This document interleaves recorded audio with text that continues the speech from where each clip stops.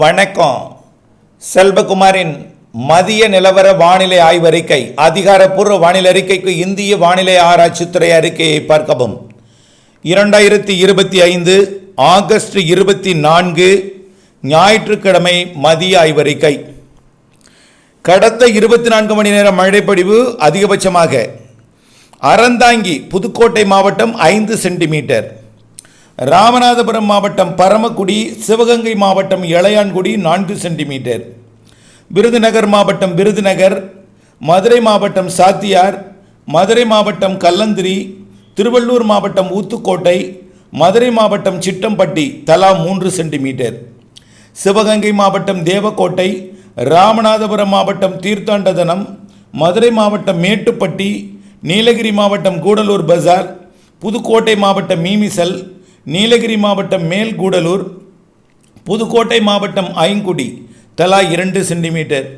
மேலும் 1 சென்டிமீட்டர் பார்த்தீங்கன்னா வட்டானம் ராமநாதபுரம் மாவட்டம், மதுரை வடக்கு, மதுரை நகரம், கும்மிடிப்பூண்டி திருவள்ளூர், தல்லாக்குளம் மதுரை, காட்பாடி வேலூர், நிலக்கோட்டை திண்டுக்கல், பெரியப்பட்டி மதுரை, சிவகாசி விருதுநகர், முத்துப்பேட்டை திருவாரூர், செருமுள்ளி நீலகிரி, உட்பிரேயர் எஸ்டேட் நீலகிரி, மானாமதுரை சிவகங்கை, வேதாரண்யம் நாகப்பட்டினம், மேலும் அம்முண்டி வேலூர், மேலும் ஓமலூர் சேலம், வாலிநோக்கம் ராமநாதபுரம், கடலாடி ராமநாதபுரம், தொண்டி ராமநாதபுரம் தலா 1 சென்டிமீட்டர். வெப்பநிலையை பொறுத்த வரைக்கும் அதிகபட்சமாக Palayamkottai 38.2 degree Celsius, 100 degree Palayamkottai. நாம் ஏற்கனவே அறிவித்தது தான். இந்த வெப்பம் 105 டிகிரி வரைக்கும் போய் இப்போ 100 டிகிரிக்கு குறைந்திருக்கு. அப்படி தான் நம்ம சொல்லணும். 100 டிகிரியாக இருக்குது. அப்படியே படிப்படியாக குறையும். ஆனால் 2 நாளைக்கு இதே வெப்பநிலை நீடிக்கும். வானிலை அமைப்பை பார்ப்போம். வளிமண்டலத்தில் நீடித்து கொண்டிருந்த காற்று சுழற்சி விலகி சென்றது. வங்கக்கடலுக்குள் விலகி சென்று ஒடிசாவின் வடக்கு பகுதி மற்றும் மேற்கு வங்கம் இடைப்பட்ட பகுதியில் வடமேற்கு வங்க கடற்பகுதியில் உருவாகக்கூடிய காற்றழுத்த தாழ்வு பகுதிக்கு முன் இருக்கக்கூடிய காற்று சுழற்சியில் போய் இணைந்து காற்றழுத்த தாழ்வு பகுதியாக தீவிரமடைந்து கொண்டிருக்கிறது.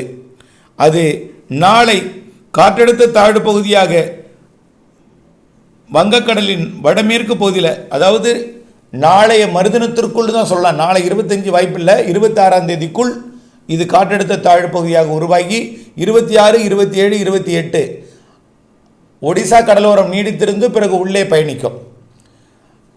ஆக 3 நாட்களுக்கு தென்மேற்கு பருவமழை தீவிரமடைய போகிறது என்ற தலைப்புச் செய்தியுடன் இன்றிலிருந்து வானிலை எங்கே எப்படி என்பதையும் பார்ப்போம். இன்றைக்கு தென் மாவட்டங்களில் ஓரிரு இடங்களில் மழை வாய்ப்பு தெரியுது. பெரிய மழை இருக்காது. அப்படியே வந்து ஒரு 1/4 மணி நேரம் 1/2 மணி நேரம் லேசாக மிதமாக பெய்துவிட்டு போயிடும் தென் மாவட்டங்களில். அதே போல் நீலகிரி, ஈரோடு மாவட்ட கர்நாடக எல்லையோர பகுதிகளிலையும் தெரியுது. ஆனால் பரவலாக இல்லை, ஒரு சில இடங்களில். இன்றைக்கு மாலை சென்னை மற்றும் திருவள்ளூர், காஞ்சிபுரம், செங்கல்பட்டு மாவட்டத்திலையும் லேசான மழை வாய்ப்பு மாலை தெரியுது. ஆனால் விடிய பெய்கிற மழையோ கனமழையோ மிக கனமழையோ இல்லை. வரும், அப்படியே ஒரு சில இடங்களில் பெய்து விட்டு அப்படியே செயலிழந்துடும். அப்படிப்பட்ட மழை தான் இன்றைக்கு ஞாயிற்றுக்கிழமை 24ஆம் தேதி தெரியுது. ஆக இன்றைய மழைப்பொழிவு மிக விரைவாக உருவாகி விரைவாக முடிவடைந்துடும். நள்ளிரவெல்லாம் குளிர் வந்துடும். அதாவது மேற்கு தொடர்ச்சி மலை மாவட்டங்களில் கொஞ்சம் புழுக்கமோ, பாதி மாவட்டங்களுக்கு கிழக்கே, அதாவது உள் மாவட்டங்கள் மற்றும் கடலோர மாவட்டங்களில் நள்ளிரவில் குளிர் வந்துடும். காரணம் அரபிக்கடலில் நீடிக்கக்கூடிய உயரழுத்தம் காரணமாக. அதாவது தெற்கு கேரளா, லட்சத்தீவு இடைப்பட்ட பகுதியில் நீடிக்கக்கூடிய உயரழுத்தம் காரணமாக இந்த இது. நாளை திங்கட்கிழமை 25ஆம் தேதியிலிருந்து கொஞ்சம் கொஞ்சமாக தென்மேற்கு பருவமழை கேரளாவில் தொடங்கும். 25 வாய்ப்பு இல்லை தான். காற்றழுத்த தாழ்வு பகுதி 25 உருவானால் தான் 25 வாய்ப்பு இல்லை. 26லிருந்து தான் கொஞ்சம் கொஞ்சமாக தீவிரமடையும். அதனால் நாளைக்கு 25ஆம் தேதி இந்த வெப்பச்சலன மழையுமே இருக்காது. ஆக தென்மேற்கு பருவமழை தான் தொடங்கணும். வெப்பச்சலன மழை நாளை இருக்காது. நாளை காற்று ஒடிசா மற்றும் அதன் பகுதியில் உருவாகக்கூடிய நிகழ்வை நோக்கி வடமேற்கு காற்று பயணிக்கும். தென்மேற்கு பருவக்காற்று, குளிர்விக்கும் காற்று மட்டும்தான் வரும்.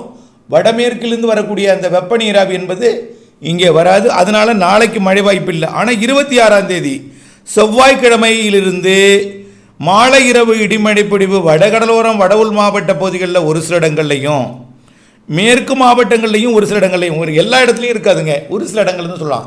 அது ஈரோடு மாவட்ட வடக்கு பகுதி, கோயம்புத்தூர் மாவட்ட வடக்கு பகுதி மற்றும் கொடைக்கானல் மலை மறைக்கக்கூடிய மதுரை மாவட்டத்தோட வடக்கு பகுதி இந்த இடத்துல இருக்கும்.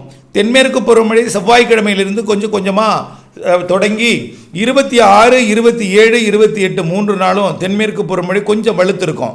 அதே நேரத்தில் 27, 28 தமிழ்நாட்டில் வெப்பசலன மழை பொழிவு இருக்கும். 29 இருக்காது, கவலைப்படாதீங்க.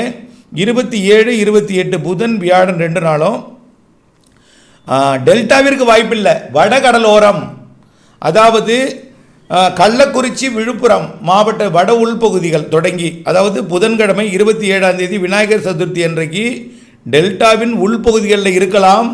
திருச்சி, அரியலூர், பெரம்பலூர் மற்றும் புதுக்கோட்டை, சிவகங்கை, அரியலூர், அப்படியே திருச்சி வடக்கு, திருச்சி தெற்கு, இப்படியே வட உள் மாவட்ட பகுதிகள் எங்கேயுமே இருக்கலாம். 27ஆம் தேதி கொஞ்சம் வெப்பச்சலன மழைக்கு சாதகம்.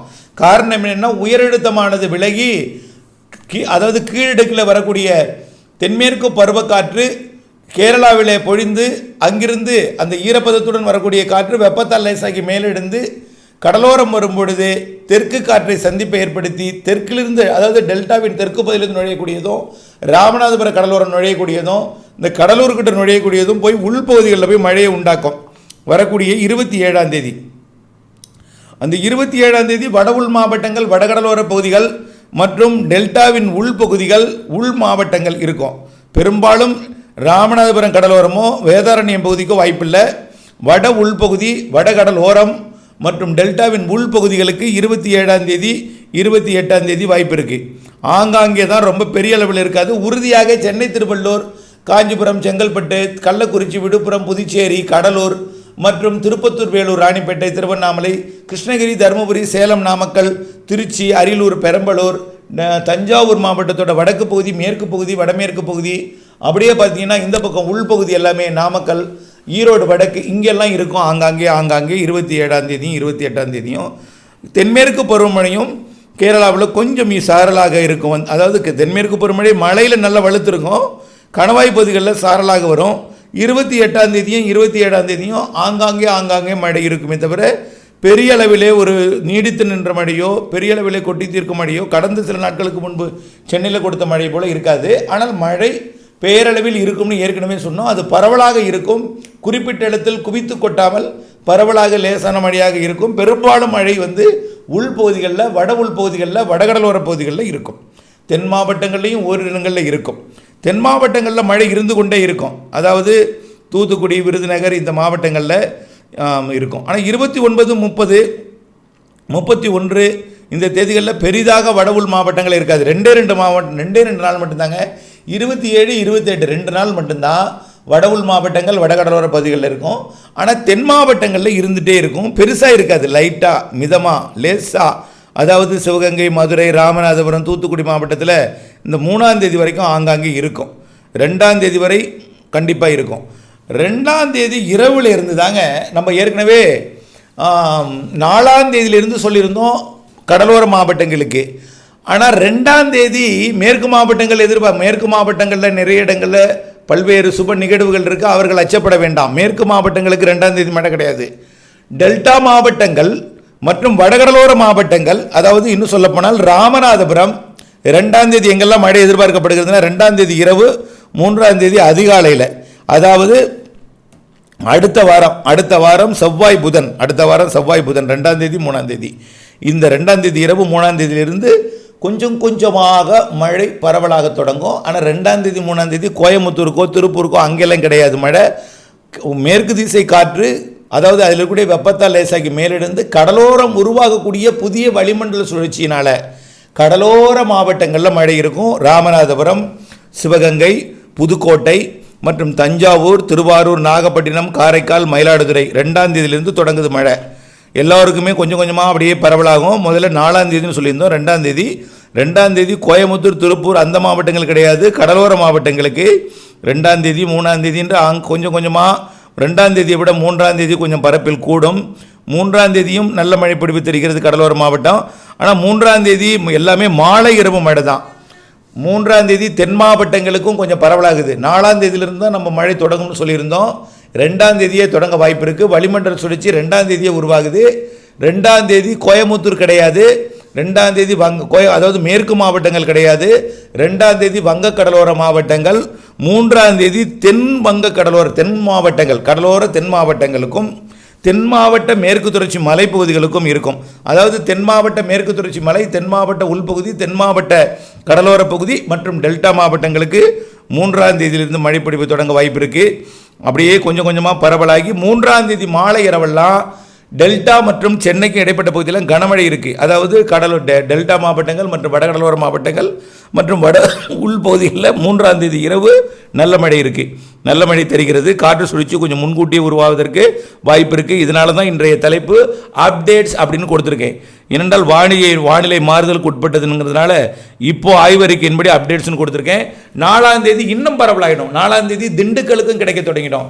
தென் மாவட்ட மதுரைக்கு தெற்கே தான் 3ஆம் தேதி, அதாவது திருச்சிக்கு கிழக்கே 2ஆம் தேதி, 3ஆம் தேதி மதுரைக்கு தெற்கே திருச்சிக்கு கிழக்கே, 4ஆம் தேதி திருச்சிக்கு கிடைக்கன்னா அது வேலூர் உட்பட அங்கே திருச்சியிலேருந்து வேலூருக்கும் கிடைக்குன்னு வச்சுக்கலாம், திருச்சி வேலூருக்கு கிடைக்குன்னு வச்சுக்கலாம்.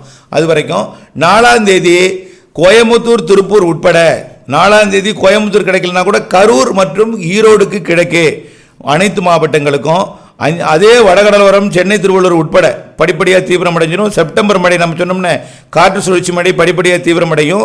மாலை இரவு மழைப்பொழிவாக முதல்ல தொடங்கி படிப்படியாக தீவிரமடையும். 5ஆம் தேதி இன்னும் தீவிரமடையும், 6ஆம் தேதி தீவிரமடையும், 8ஆம் தேதிக்கு மேலே இன்னும் தீவிரமடையும். 8ஆம் தேதிக்கு மேலே இன்னும் மழைப்பொழிவு கிடைக்கும். டெல்டாவிற்கு என்றைக்கு 2ஆம் தேதி மழை தொடங்குதோ அன்றையிலிருந்து தினசரி மழை தாங்க. மாலை வந்து விட்டால் இரவு வந்து விட்டால் ஏதோ ஒரு நேரத்தில் மழை. தென் மாவட்டங்களுக்கு 3ஆம் தேதியிலிருந்து தினசரி மழை தான் இருந்துகிட்டே இருக்கும், ஒதுக்கி. உள் மாவட்டங்களுக்கு 4ஆம் தேதியிலிருந்து மழை, மேற்கு மாவட்டங்களுக்கு 5ஆம் தேதியிலிருந்து மழை, இப்படி 8ஆம் தேதி கர்நாடக எல்லையோரத்திலிருந்து தென் மாநிலங்களுக்கே மழை. 12ஆம் தேதி புதிய நிகழ்வு உருவாகினோம். 12ஆம் தேதியிலிருந்து 22ஆம் தேதி வரைக்கும் ஆந்திர பிரதேசம் நோக்கி நகரக்கூடிய நிகழ்வு. அதனால் வளிமண்டலத்தில் நீடிக்கக்கூடிய காற்று சுழற்சி எல்லாம் இணைந்து நல்லதொரு மழைப்பொழிவை தமிழ்நாடு, ஆந்திர பிரதேசம், புதுச்சேரி, காரைக்கால், மாகே, ஏனம், தெலுங்கானா, கர்நாடகா, கேரளா எல்லாமே நல்ல மழைப்பொழிவை கொடுக்க இருக்கிறது. இது ஏற்கனவே அறிவிச்சிருக்கிறோம். மீண்டும் தலைப்புச் செய்தி, இன்றைக்கு ஓரிரு இடங்கள் மட்டுமே மழை. சென்னை திருவள்ளூரில் லேசான, செங்கல்பட்டு காஞ்சிபுரத்துக்கு லேசான மழை 5 நிமிடம் 10 நிமிடம் கொடுக்க வாய்ப்பு இருக்குது இன்றைக்கு இரவு. நாளை மழை வாய்ப்பு இல்லை. 26ஆம் தேதி மேற்கு தொடர்ச்சி மலையில் மழைப்பொழிவை தொடக்கும். 26, 27, 28, 27, 28 வடகடலோரம் வடபுல் மாவட்ட பகுதிகளில் ஆங்காங்கே மழை இருக்கும். 29 மழை வாய்ப்பு குறைவு. 30, 29, 30 தென் மாவட்டங்களில் மட்டும் ஆங்காங்கே ஒரு சில இடங்களில் இருக்கும். 1ஆம் தேதியும் தென் மாவட்டங்களில் மட்டும் இருக்கும். 2ஆம் தேதி டெல்டாவில் ஆங்காங்கே ஒரு சில இடங்களில் மழை தொடங்குது. 3ஆம் தேதி தென் மாவட்டங்களுக்கும் டெல்டாவிற்கும். 4ஆம் தேதி ஒட்டுமொத்த திண்டுக்கல் முதல் எல்லா பெரும்பாலான மாவட்டங்கள் 4ஆம் தேதி. 5ஆம் தேதி கோயமுத்தூர் திருப்பூர் உட்பட. 6ஆம் தேதி கர்நாடக எல்லையோரம் ஆந்திர எல்லையோரம் உட்பட. 7ஆம் தேதி 8ஆம் தேதியிலிருந்து மேலும் பரவலாகும். 12ஆம் தேதியிலிருந்து வலிமையான நிகழ்வுகள். 15, 16, 17 நிகழ்வு தீவிரமான அமைப்பு. நல்ல மழைப்பொழிவு காத்திருக்கிறது. இதுதான் வானிலை சுருக்கம். அப்டேட்ஸுடன் இணைந்திருங்கள். அப்டேட்ஸ் அவசியம்.